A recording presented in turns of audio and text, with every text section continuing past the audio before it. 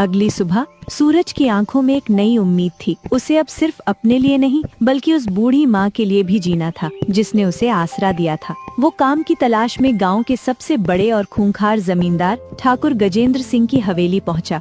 पास में उसका चालाक चमचा कल्लू कालिया खड़ा था।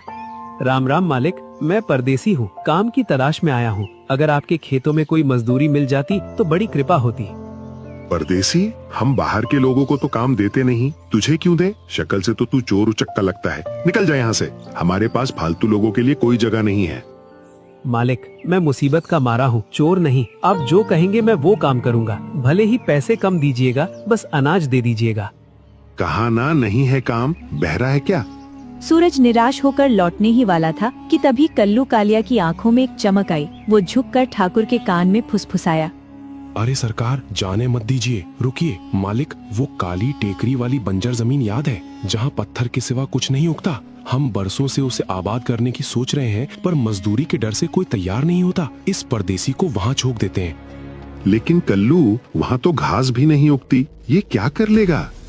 यही तो फायदा है सरकार। इससे कहेंगे कि फसल का आधा हिस्सा तेरा। अगर इसने मेहनत करके जमीन उपजाऊ बना दी तो बैठे बिठाए आपकी जमीन सोना बन जाएगी। और अगर कुछ नहीं होगा तो हमारा क्या गया? मेहनत इसकी, पसीना इसका। ठाकुर के चेहरे पर एक कुटिल मुस्कान आ गई। उसे कल्लू कालिया की चाल समझ आ गई थी। चित भी मेरी, पट भी मेरी। ए लड़के, रुक। देख, मेरा दिल बहुत बड़ा है, तुझे खाली हाथ नहीं लौटाऊंगा। गांव के दक्षिण में मेरी एक जमीन है जो थोड़ी पथरीली है। अगर तू उसे खोद कर खेती लायक बना दे तो जो भी फसल होगी उसका आधा हिस्सा तेरा। मंजूर है? मंजूर है मालिक, बिल्कुल मंजूर है। मैं अपनी मेहनत से पत्थर में भी फूल खिला दूंगा। जा, कुदाल उठा और लग जा काम पर। लेकिन याद रखना, जब तक काम पूरा ना हो एक पैसा नहीं मिलेगा। सूरज उस जमीन पर पहुंचा। वो खेत कम और पत्थरों का जंगल ज्यादा लग रहा था। दोपहर का सूरज आग बरसा रहा था। हिम्मत मत हार सूरज, ये जमीन पत्थर है तो क्या हुआ? मेरे इरादे लोहे के हैं। अम्मा के लिए मुझे ये करना ही होगा। सूरज ने अपनी कुदाल उठाई और जमीन पर वार करना शुरू किया। कई घंटे बीत गए। सूरज पसीने से लथपथ था। तभी अचानक उसकी कुदाल जमीन के नीचे किसी सख्त चीज से टकराई। अरे, ये कैसी आवाज है? ये पत्थर तो नहीं लगता। उसने और खुदाई की। उसमें से एक पुराना तांबे का बड़ा मटका निकलता है। उस मटके का मुंह एक लाल कपड़े से बंधा हुआ था। ये क्या है? किसी ने खेत के बीच में ये मटका क्यों गाड़ा होगा? और इसमें क्या हो सकता है? सूरज मटके से कपड़ा हटाता है, तभी उसमें से एक रोशनी निकली। सूरज डर के मारे पीछे हट गया। देखते ही देखते वो रोशनी एक सुंदर स्त्री के रूप में बदल गई। उसके चेहरे पर तेज था, लेकिन आंखों में कृतज्ञता। आप कौन है? और इस मटके में? डरो मत पुत्र, मैं वन देवी हूँ। वर्षों पहले एक दुष्ट तांत्रिक ने मेरी शक्तियों को छल से इस मटके में कैद कर दिया था और इस बंजर जमीन में गाड़ दिया था, और आज तुमने मुझे मुक्त कर दिया। सूरज को अपनी आंखों पर विश्वास नहीं हो रहा था। उसने तो बस पेट भरने के लिए खुदाई की थी। उसे क्या पता था कि वो किसी देवी को मुक्त कर रहा है। पुत्र, मैं तुम्हारी स्थिति जानती हूँ। तुमने अपनों का तिरस्कार सहा है और गरीबी देखी है, लेकिन जिसने देवी को मुक्त किया हो वो अब दरिद्र नहीं रह सकता। मांगो, क्या मांगते हो? हे देवी, मुझे अपने लिए कुछ नहीं चाहिए। बस मेरी एक बूढ़ी अम्मा है जिसने मुझे तब सहारा दिया जब अपनों ने ठुकरा दिया था। उनके बुढ़ापे में कोई कष्ट ना हो, बस इतना कर दीजिए। तुम्हारी ये निस्वार्थ भावना ही तुम्हारी असली दौलत है। जाओ पुत्र, ये मटका जिसने मुझे कैद रखा था आज से तुम्हारी किस्मत की चाबी बनेगा। ये अब साधारण मटका नहीं रहा, ये अब रत्नों और स्वर्ण मुद्राओं से भरा है। इसका धन कभी खत्म नहीं होगा। जाओ, अपनी माँ के पास जाओ और एक नया जीवन शुरू करो। इतना कहकर देवी अंतर ध्यान हो गयी। सूरज ने कांपते हाथों से मटके में झांका। वो हीरे जवाहरात और सोने के सिक्कों से लबालब भरा हुआ था। धन्यवाद माँ, धन्यवाद। आज आपने इस अनाथ को राजा बना दिया। सूरज उस भारी मटके को लेकर किसी तरह लड़खड़ाते हुए अम्मा की झोपड़ी में पहुंचा। उसका चेहरा खुशी और डर दोनों से तमतमा रहा था। अम्मा, ओ अम्मा, दरवाजा बंद करो जल्दी। देखो मैं क्या लाया हूँ। क्या हुआ लल्ला? तू इतना घबराया हुआ क्यों है? किसी से झगड़ा तो नहीं हुआ? झगड़ा नहीं अम्मा, आज किस्मत से समझौता हुआ है। देखो। जैसे ही सूरज मटके का मुंह खोलता है, सोने के सिक्कों और रत्नों की चमक देखकर बूढ़ी अम्मा की आंखें फटी रह जाती हैं। हे मेरे राम, ये सब क्या है बेटा? तूने कोई गलत काम तो नहीं किया? ये राजा का खजाना कहाँ से उठा लाया? नहीं माँ, ये चोरी का नहीं है, ये मेरे पसीने और उस वन देवी का आशीर्वाद है। उन्होंने मुझे दिया है। उन्होंने कहा है कि अब हमारे दुख के दिन खत्म हुए हैं। उस रात दोनों सो नहीं पाए। अगले कुछ हफ्तों में सूरज ने समझदारी से काम लिया। उसने उस धन का उपयोग करके एक सुंदर और बड़ा मकान अपने और अपनी बूढ़ी अम्मा के लिए खरीद लिया। लेकिन अमीरी छिपती नहीं है। उधर सूरज की किस्मत चमक चुकी थी और इधर ठाकुर गजेंद्र सिंह अपनी हवेली में आराम से बैठा हुआ था। उन्हें भनक भी नहीं थी कि जिस जमीन को उसने बेकार समझकर दिया था, उसने सोना उगल दिया है। तभी कल्लू कालिया बदहवास सा दौड़ता हुआ अंदर आता है। गजब हो गया सरकार, अनर्थ हो गया, लुट गए हम तो, एकदम लुट गए। अरे क्या हुआ? क्यों सुबह सुबह मातम मना रहा है? कहीं ओले पड़ गए क्या फसल पर? ओले नहीं सरकार, उस परदेसी सूरज के घर सोना बरसा है, सोना। क्या बकता है? साफ साफ बोल। सरकार, वो काली टेकरी वाली बंजर जमीन जिसे हमने सूरज को दिया था, खोते समय उसे वहाँ एक सोने से भरा मटका मिला है। सुना है उसमें इतना हीरा जवाहरात और सोना है कि वो अब हमसे भी बड़ा सेठ बन गया है। उसने बाजार में नई हवेली भी खरीद ली है। क्या खजाना? मेरी जमीन में खजाना गड़ा था और मुझे पता नहीं चला? और तू, तेरे कहने पर मैंने उसे वो जमीन दी थी। अब बोल, मेरा जो नुकसान हुआ उसकी भरपाई का तेरा बाप करेगा?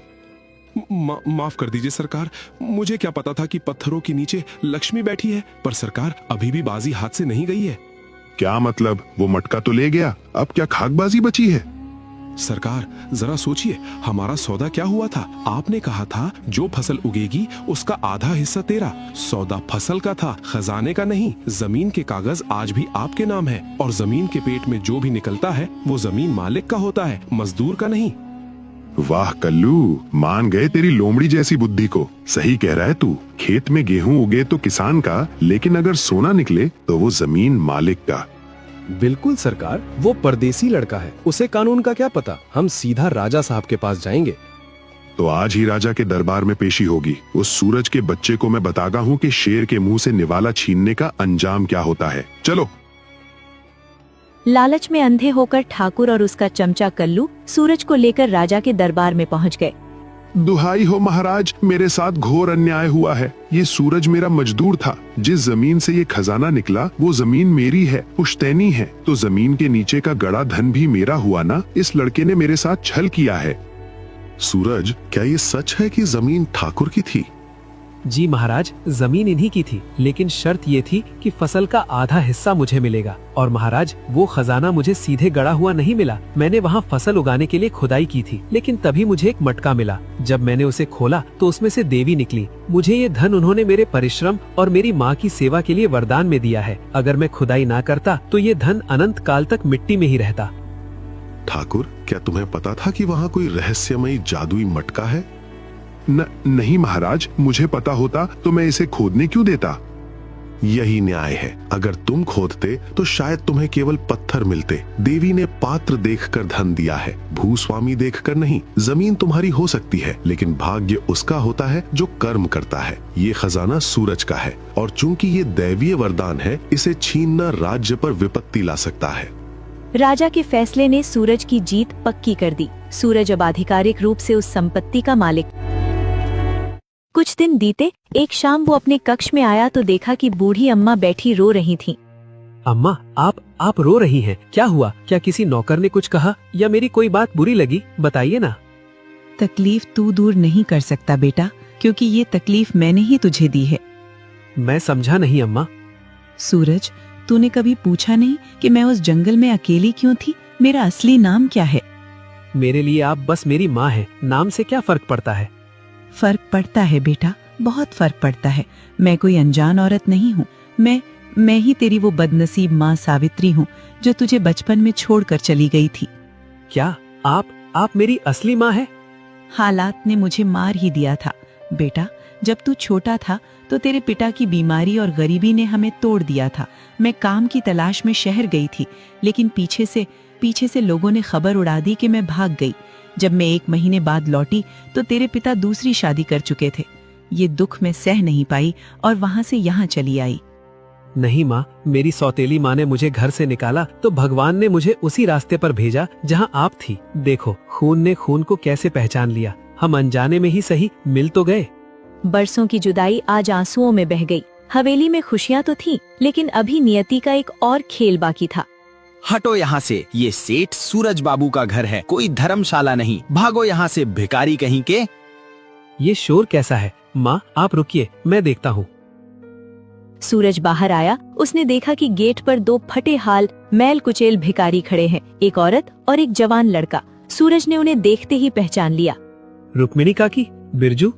दोनों चौंक कर देखते हैं। सूरज को रेशमी कपड़ों और सोने के गहनों में देखकर उनकी आंखें फटी रह जाती हैं।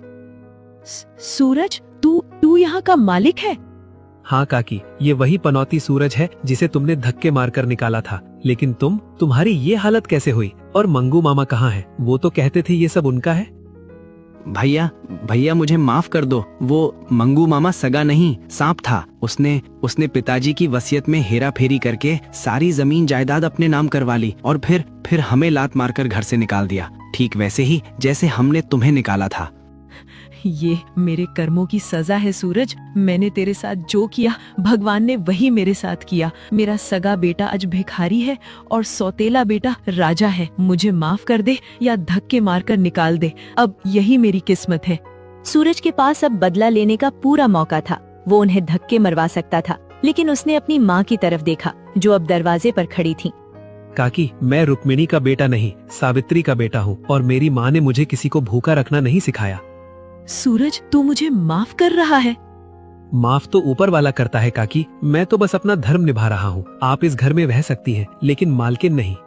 सुंदरपुर की कहानी ने अपना चक्र पूरा कर लिया था। जिसने दूसरों का हक छीना वो सड़क पर आ गया, और जिसने सब कुछ खोकर भी नेकी नहीं छोड़ी वो महलों का राजा बन गया। वक्त से बड़ा कोई न्यायाधीश नहीं होता।